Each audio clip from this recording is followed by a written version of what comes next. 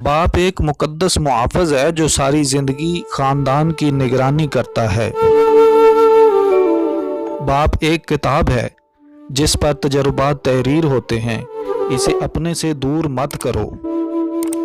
बाप औलाद के लिए ढाल है जो कभी अपनी औलाद से गाफिल नहीं होता।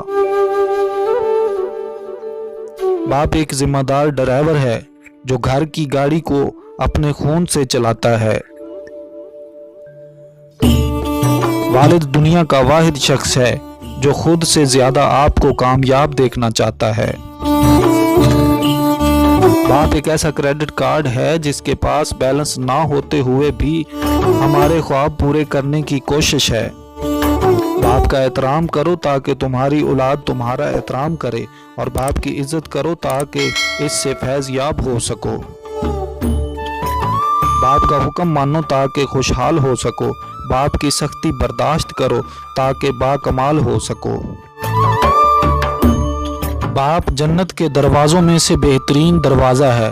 अब तुम्हें इख्तियार है, खा नाफरमानी और दिल दुखा कर इस दरवाज़े को ज़ाया करो या फरमाबरदारी और खिदमत करके इस दरवाज़े की हिफाजत कर लो।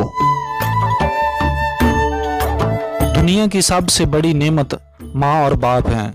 अगर बाप ना हो तो जिंदगी की दौड़ में अच्छा मशवरा देने वाला कोई नहीं होता। बाप की बातें गौर से सुनो ताकि दुनिया वालों की ना सुननी पड़े, और बाप के सामने नज़र झुका कर रखो ताकि अल्लाह तुमको दुनिया में बुलंद कर दे। बाप के साथ हुस्ने सलूक करना जिहाद फी सबीलिल्लाह से बढ़कर है। बाप की मौजूदगी सूरज की मानद होती है। सूरज गर्म तो ज़रूर होता है, मगर सूरज ना हो तो अंधेरा छा जाता है। बाप का हुक्म मानो ताकि खुशहाल हो सको। बाप की सख्ती बर्दाश्त करो ताकि बाकमाल हो सको। बाप के आंसू तुम्हारे दुख से ना गिरें, वरना अल्लाह तुमको जन्नत से गिरा देगा।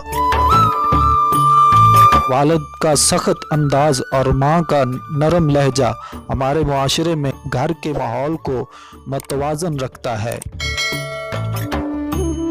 वालिद चाहे कितना ही बुरा हो, घर का सबसे मजबूत सतून होता है।